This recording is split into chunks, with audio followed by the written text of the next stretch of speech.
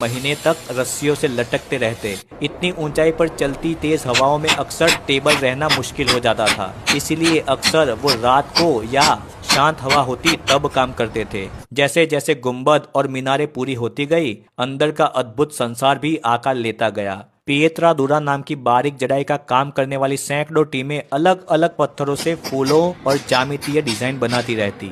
लाल, हरे, नीले और पीले पत्थरों को संगमरमर में इतने परफेक्शन से जड़ा गया कि ऐसा लगता है कि जैसे पेंटिंग कर दी हो। कुछ नाजुक पैटर्न पर फूल की पंखुड़ी को तराशने में 3-3 महीने लग जाते। औरतें महीनों तक छोटे छोटे पत्थर पीसती, चमकाती और उनकी किनारियों को मखमली मुलायम बनाती ताकि फिट करते समय कोई दरार ना पड़े। वहीं पुरुष कारीगर बड़े स्लैब काटने और भारी काम संभालते। धीरे धीरे लगभग 1643 में मेन मकबरा लगभग बनकर तैयार हो चुका था। तब वो पाक पल आया जिसका सबको सालों से इंतजार था, मुमताज महल को उसके अंतिम कब्र तक पहुंचाने का। रात का टाइम चुना गया ताकि माहौल शांत हो। राजसी काफिला चुपचाप उस लाल कब्र के पास जमा हुआ जहां मुमताज को लगभग 10 से 11 साल पहले दफनाया गया था। फिर वो कब्र खोदी गई और हाथियों पर सजे चांदी के पिल्लर से घिरी पालकी में ताबूत को रखा गया। आगे आगे मशाल लेके सैनिक चलते रहे, उसके पीछे लोग कुरान पढ़ते और बीच में धीमी चाल से चलता वो ताबूत। ऐसा नजारा मानो पूरा माहौल गमगीन था।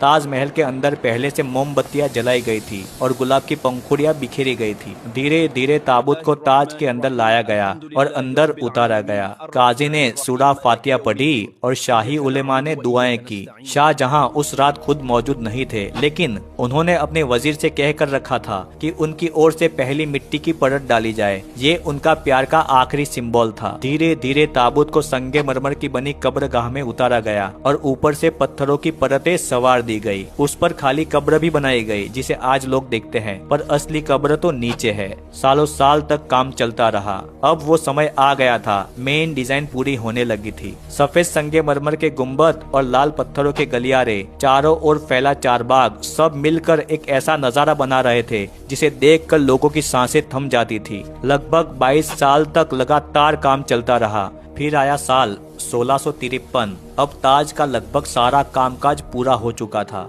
सुबह की पहली किरण में वो हल्का गुलाबी जैसा दिखता, दोपहर में दमदार सफेद और शाम में सुनहरे रंग का आभास देता। हर पल अलग चेहरा। इसका असली शाही नाम था रोजा-ए-मुमताज महल, लेकिन समय के साथ साथ मुमताज से ताज निकला और पूरी दुनिया ने इसे ताज महल के नाम से पहचान लिया। 1657 में अंदर अंदर गद्दी के लिए झगड़े शुरू हो गए और 1658 में शाहजहां के बेटे औरंगजेब ने सत्ता हथिया